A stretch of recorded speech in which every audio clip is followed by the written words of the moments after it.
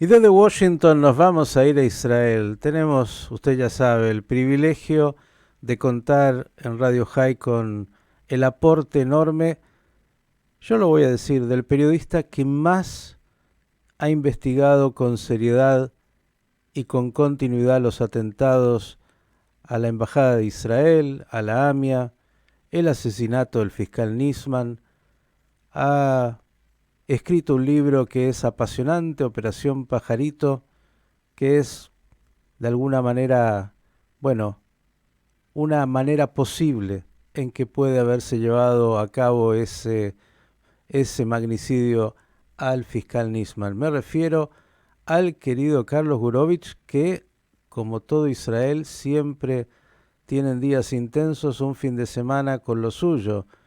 Un atentado terrorista en Tel Aviv que le costó la vida a un guardia de seguridad, otro atentado que fue evitado, donde murieron 3 palestinos, 3 terroristas palestinos, situaciones en Jenin, en Siria, en Líbano. Nunca, nunca es aburrido Israel. Si a eso le agrega la política, ya está, completo. Querido Carlos, buenas tardes, ¿cómo estás? Buen día, Miki, para vos y la audiencia de Lado High. Y como verás, siempre hay noticias en Israel. Aquí no te podés aburrir nunca. A veces las noticias no son tan simpáticas como lo que pasó el sábado, en donde un héroe, no hay otra palabra para describir, al miembro de seguridad de la ciudad de Tel Aviv que con su cuerpo combatió a este terrorista que se presupone tenía intenciones de llegarse hasta la manifestación en el centro de Tel Aviv, lo que hubiese sido algo realmente mucho más grave desde el punto de vista de las consecuencias. Y como bien lo mencionabas, eh, si recordás que hablamos ya, no, yo no recuerdo cuándo fue que lo mencioné, luego de la incursión del ejército de Israel en Jenin buscando y combatiendo contra los terroristas, de que eso iba a dar un punto final a estas escaramuzas continuas, ayer el ejército detuvo un vehículo donde con información previa sabía que viajaban 3 terroristas y en un intercambio de fuego los 3 terroristas que estaban fuertemente armados fueron abatidos y estaban camino al centro de Israel. Y sobre este tema han surgido, como siempre, dos preguntas. Es una, el que entró a Tel Aviv, ¿cómo lo hizo? Para entrar a Israel no es tan simple. Quedan dos preguntas ahí que se abren. Una es, ¿alguna brecha en la frontera donde se puede escabullir? ¿O tuvo algún cómplice que lo trajo hasta el centro del país, lo dejó ahí y entonces lo estarían buscando? Y en el segundo caso, cuando vienen con vehículos, los vehículos tienen que pasar puestos fronterizos y son revisados.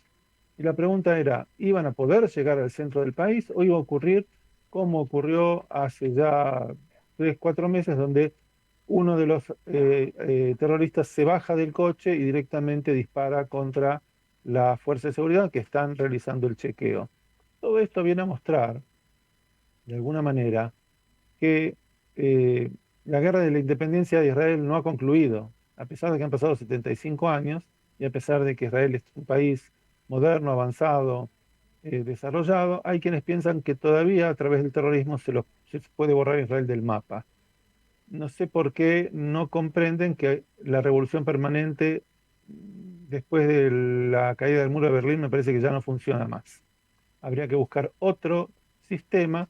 Más práctico sería volver a la mesa de negociaciones y tratar de rearmar este puzzle, este rompecabezas, que es la relación entre Israel y Palestina. Pero mientras no ocurra y quienes crean que con las armas van a intentar doblegarnos, saben, porque ya lo saben también, que Israel dispone de un ejército y de fuerzas de seguridad lo suficientemente fuertes como para defender a la ciudadanía. Y entonces seguimos con más de lo mismo.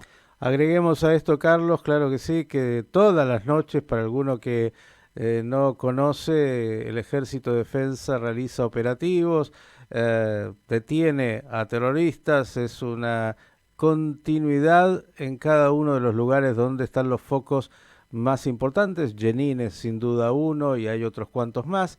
Y Ya que hablamos de defensa, una incursión aérea del ejército de defensa, dicen algunas fuentes sirias sobre Siria, o mejor dicho, sobre los proxies iraníes que están en Siria. Bueno, este es todo un tema que, no sé si recordás, creo que fue el viernes pasado, o el anterior, esta serie de los viernes me confunden un poco porque ya perdí cuándo estoy al aire y cuándo no, pero Siempre. eh, siempre, claro. Eh, Hablamos del tema de qué podría cohesionar hoy en día a la sociedad israelí que está tan dividida. ¿Qué pasaría si hubiera un pequeño chispazo en la región y habría que llamar a todos aquellos que en algún momento dijeron, bajo estas condiciones no estoy dispuesto a prestar servicio? Mirá, yo sé que muchos nos escuchan, pero algunos pueden vernos y después yo sé que vos lo subís esto Ujú. a YouTube. Esta es Así la tapa es. del día de hoy que dice el escenario posible de cómo sería un enfrentamiento con Hezbollah. Es la tapa del diario. Ujú. Y créeme que a mí me llama la atención porque le han dedicado más de tres cuartos de la tapa a un titular donde en realidad no sé si vamos a ir a un enfrentamiento, por lo menos no, Hezbollah se la pasa ladrando, pero nunca, salvo en mayo que un grupo de Hamas tiró unos misiles del Líbano hace casi 16 años que no pasa nada. Entonces la pregunta es por qué el diario le dedica esta tapa y por qué últimamente vienen como fogoneando esta idea de que vamos a un choque con Hezbollah.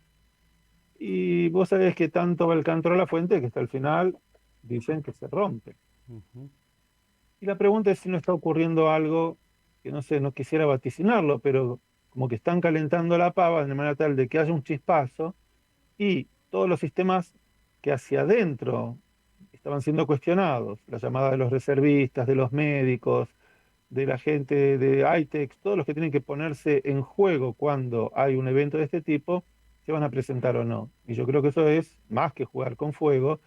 La política no debería estar comandada por decisiones militares, ni los militares imponer una visión que obliguen a los políticos a tomar tal o cual decisión. Es un juego muy fino, y lo voy a decir así, mira, esta semana pasó desapercibido, casi desapercibido por el mundo, pero recordás que hace 3 años atrás, en el puerto del Líbano, ocurrió un evento realmente Sí, claro. extraordinario. Eh, el Amonal, el mismo que utilizaron para volar la embajada de Israel y la AMIA, ahí había cientos de toneladas que un incendio produjo una explosión tremenda que dejó 270 muertos y más de 7.000 heridos en una ciudad pulverizada. ¿Vos pensás que alguien recuerde ese evento, que los responsables son Irán y Hezbollah? Nadie lo recuerda porque es un país de Líbano, lamentablemente, está. Yo temo también por el Líbano, lo digo así porque se dice todo va con todo mezclado. El Líbano está volviendo a lo que era en los años 70, las guerras civiles. Hubo en los últimos días también algunos encuentros un tanto fuertes en la zona de Beirut, y ahí se están matando entre ellos también. O sea, recordemos que en la guerra civil del Líbano murió 1,5 millones de personas.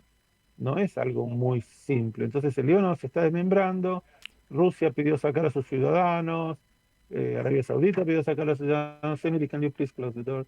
Eh, de alguna manera, como todo se mezcla con todo, como todo se mezcla con todo, hay que prestar atención a lo que pasa en la región. Y Ujú. mirando hacia adentro, hay que decir así, Netanyahu hoy declara dos cosas que son relevantes. Dice, podemos llegar a un arreglo con Arabia Saudita, que lo comentamos la otra vez, la cuadratura del círculo, impulsada por Estados Unidos, pero no un arreglo de paz. O sea, podemos llegar a arreglos económicos, podemos el famoso tren del que se habla, podemos tener algún tipo de representante económico en cada uno. O sea, es como mi abuela decía, Nishtain, un Nishtaer, ni para aquí ni para allá. Vamos a reconocer que mucho de lo que pasa por debajo de la mesa se puede poner sobre la mesa sin que esto exija llegar a un arreglo con los palestinos, porque esa era una de las condiciones sine qua non que ponían los árabes, los sauditas. Ujú. Entonces, como los americanos quieren que esto avance, porque a ellos les interesa, no porque les interese mucho ni Saudí ni Israel, Biden necesita algún logro. Los sauditas dicen, bueno, qué sé yo, la verdad, probemos a ver qué pasa, a ver cómo responde el mundo árabe. Es como cuando traes la novia por primera vez a casa, a ver cómo la miran los padres, ¿viste? Si les gusta. Como la canción de Serrat, ¿viste? El papá decía que era muy flaca, la Ujú. mamá decía que no le gustaban los rulos, qué sé yo. Todo eso va mezclado en distintas situaciones que afectan la vida interior en Israel. Y tiene que ver con mirar qué nos pasa cuando se habla de reasignaciones presupuestarias. Hoy el ministro de Finanzas ha decidido sacar los 2.500 millones de shekalim que estaban dispuestos por el gobierno anterior para apoyar subsidios a estudiantes de Jerusalén Este, árabes, en la Universidad Hebrea de Jerusalén y mandarlos a otro tipo de estudios en los cuales ellos no participan. O sea, vos fíjate, cada uno apunta o pone con su granito de arena para que esta sociedad que venía de por sí cohesionada, pero cada uno defendiendo su rincón, ahora cada uno defiende su rincón y le importa muy poco del otro. Es un gobierno que solamente se ocupa de sus intereses muy cerrados y que además del vamos por todo, es vamos por todos, que no es lo mismo, suena parecido, pero no es lo mismo. Ujú. Me imagino que esto que lo dijiste al pasar debe ya traer repercusiones, de sacar ese dinero asignado a la población árabe israelí debe ser un tema no menor y que debe estar trayendo cola, ¿no? Bueno, tiene que ver también con, por ejemplo, la reasignación de presupuestos que estaban destinados a la mejora de la capacitación de las asistentes de los jardines de infantes, lo que son las OSROT de las Gananot, 100 millones de shkalim que fueron direccionados ahora a apoyo a estudiantes de yeshivot. O sea, es obvio que cada gobierno puede direccionar los presupuestos hacia sus propios intereses, pero hay más chicos en jardines de infantes laicos que en jardines de infantes religiosos, aunque parezca mentira. Y esto genera la pregunta siempre es, señores, cuando ustedes hacen campaña, y Argentina, lo digo por Argentina, que entra en la última semana de una campaña donde todos se tiran contra todos, pero la gente tiene que escuchar una propuesta. Si usted propone algo, ¿por qué después hace todo lo contrario? O sea, esa es la gran pregunta. Y eso, vuelvo a repetir, hoy por hoy, tanto en Israel como en todo el mundo, genera mucho descrédito al político, la gente no tiene confianza, y entre ir a votar, no ir a votar, la gente dice, ¿para qué voy a votar? Como diría la Bobe, estoy vieja. Ahora, hay que ir a votar, porque no votar también es una manera de decir algo. Y hubo esta semana alguien en Israel que propuso que hay que ir a votar una vez cada 4 años, pero que temas fundamentales como lo que se están discutiendo ahora deberían ser como plebiscitarios. O sea, vos querés cambiar las reglas del juego, hagamos un plebiscito, hagamos preguntas. Es cierto que el entrenamiento de uno es, uno vota cada 4 años, shalom, chau, pero el tema es que en vez de estar manifestándonos todo el tiempo en la calle, hagamos un plebiscito. ¿Quiere este pueblo que se cambien las reglas del juego tal como las propone el gobierno, o como las propone la oposición, o un punto de consenso? Vamos, una mañana, ponemos el papelito, Israel, no es tan complicado, se vota en 5 minutos, chau. Tenemos resultados. Y entonces sabemos que cuando el gobierno hable en nombre de la mayoría, lo va a hacer en nombre de la mayoría que aprobó tal o desaprobó tal proyecto y deberá recalcular. Digamos, la democracia en los modelos que conocemos hoy pareciera ser que no responden de la manera perfecta a las necesidades modernas, porque todo el mundo vive dentro de los teléfonos, de las plataformas, donde se emiten opiniones que influyen. Cuando llega el político dice, no, lo único que cuenta es el día de la votación. Pero eso fue hace 2 años. El mundo ha cambiado desde entonces.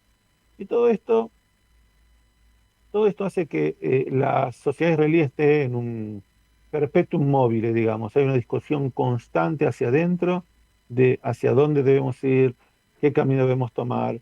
Y la Corte Suprema, que hablamos el viernes, ha decidido que a fines de septiembre, sobre el tema de la inhabilitación del primer ministro, que es un tema que se ha discutido últimamente con mucha intensidad, será con 11 miembros de la Corte Suprema y por el momento ha dado una orden de no innovar, digamos, se mantiene la ley sin modificaciones hasta que decidan. Y todo esto ocurre en un marco donde, como hablamos la otra vez, la gente se pregunta qué va a pasar con la economía, esto genera incertidumbre. Como dije, muchas veces me parece que no estoy en Israel, que estoy ahí sentado al lado tuyo, viviendo avatares que yo pensé que ya en este país no existían. Si bien el dólar bajó un centavo desde ayer, está, o sea, hoy arrancó más bajo que la semana pasada. Querido Carlos, como decíamos, nunca aburrido, una ensalada oriental con todo lo que eso trae, ¿eh? Sin duda, para estar atento y todo cambia en un instante en esta realidad del mundo, de la vida y del Medio Oriente en particular. Por el momento, que todo continúe lo más tranquilo posible y que vengan buenas noticias muy pronto. Ojalá que así sea para todo Israel, para cada uno de nosotros, para nuestros familiares y para toda la gente que uno quiere. Amén. Un gran abrazo. Carlos Gurovich, un lujo que nos damos aquí en Radio High, periodista de E24 News y también de Radio High. Lo tenemos siempre en el arranque de la semana. Ya usted tuvo un panorama más o menos de lo que está pasando en Israel.